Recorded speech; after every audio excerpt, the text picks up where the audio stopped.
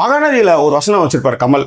ஒரு நல்லவனுக்கு கிடைக்கிற எல்லா விஷயத்தையும் ஒரு கெட்டவனுக்கு எட்டு போய் பாத பூஜை பண்ணுற மாதிரி கொடுக்குறீங்களே, அது ஏன் அப்படின்ற மாதிரி கதறி கேட்பார். அதுதான் இந்த சமூகத்தில் நிறைய நடந்துகிட்டு இருக்கிற விஷயம். ஒரு நல்லவனுக்கு கிடைக்கக்கூடிய எல்லா விஷயமும் ஒரு கெட்டவனுக்கு வந்து ராஜபோக மரியாதையோடு கிடைக்குது. ஸோ அதை தான் தன்னுடைய படங்களை தொடர்ந்து வெளிப்படுத்திகிட்டே இருப்பார்.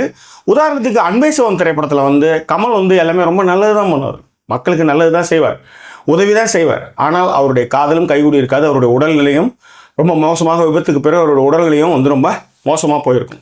இந்த படத்தை நான் வந்து பார்க்கும்போது எனக்கு தோணுன ஒரே விஷயம் என்னென்னா, கமல் ரொம்ப நல்லவர், பாவ புண்ணியம் பார்க்குறவர், தொழிலாளிகளுக்காக நல்லது செய்கிறார். எல்லாம் பண்ணுற கமலுக்கு ஏன் வந்து ஒரு வாழ்க்கையும் ஒரு காதலும் கைகூடவே இல்லை?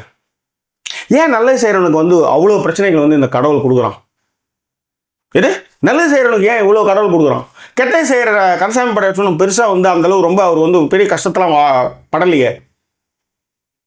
சந்தன பாரதி அவரோட சொல்லுவார், இது மாதிரி என் பொண்ணு வந்து இது மாதிரி கேன்சரில் போயிட்டாப்பா அப்படின்னு சொல்லுவார். ஏவல் நாயாக இருந்தனால தான் பட்ட கஷ்டத்தெல்லாம் சொல்கிறார். பட் கந்தசாமி படையாச்சு ஒன்றும் பெருசா. ஏன்? கமல் நல்லது தானே செய்கிறார், ஏன் அவருக்கு இந்த மாதிரியான விஷயங்கள்லாம் நடக்குது?